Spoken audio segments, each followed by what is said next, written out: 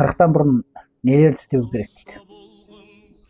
Бұл турасында мен бір мақала аударып едім. Осы мақалада мынандай айтады.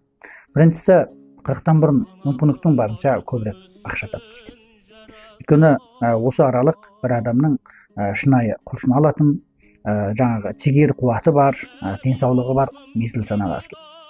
Ал енді екіншісі, балаларыңды көбірек құшақтап тұр дейді. Өйткені балаларың тез арада есейіп кетеді.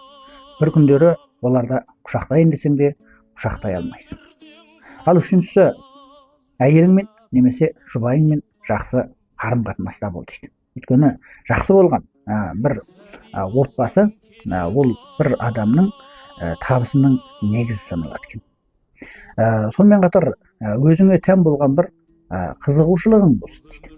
Егер де бір адамда өзіне тән бір қызығушылық болмаса, онда ол бір күндері жалғызсырайтын болады. Немесе өзінің өмірінің бір мезгіл уақытта құры бекер өткендігін сезінеді екен.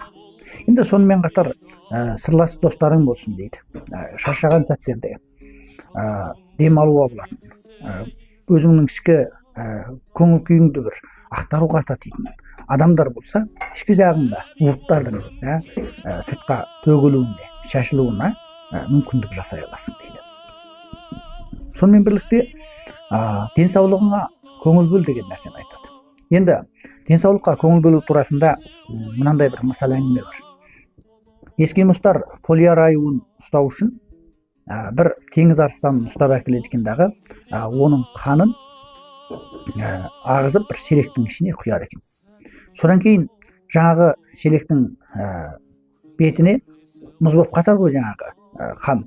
Сосын сыртына қаратып бір пышақты ішіне қыстырып қояр екен. Жаңағы аю жаңағы қанды тоқтаусыз түрде жалай береді екен. Ал енді жалаған сайын жаңағы жерде қайтеді екен, қан тоқтаусыз түрде шығып отырады екен. Енді әмәлиятта тілін пышақ кесіп отыр ғой. Оны жаңағы аю сезе алмайды екен. Сөйтіп тоқтаусыз түрде жалап жаңағы қанды ішіп жатқан секілді сезіледі екен. Әмәлиятта полиар аюы өзінің қанын өзі ішіп жатар екен. Өстіп ең соңында қансырап өледі екен.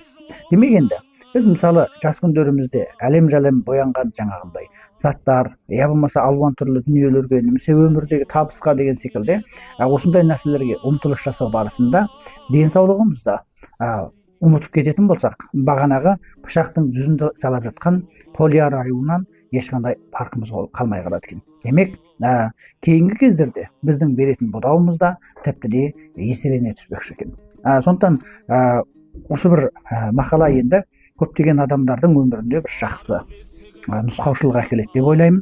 Енді мен бүгін осы мақаланы негізінен талдай отырып, адам 40-тан бұрын нелерді істеу керек деген тақырыбында бір жоба жүргізсем деп отырмын. Ендеше менің тіке берілім арныма келіңіздер, бізге қосылып алуды ұмытпаңыздар.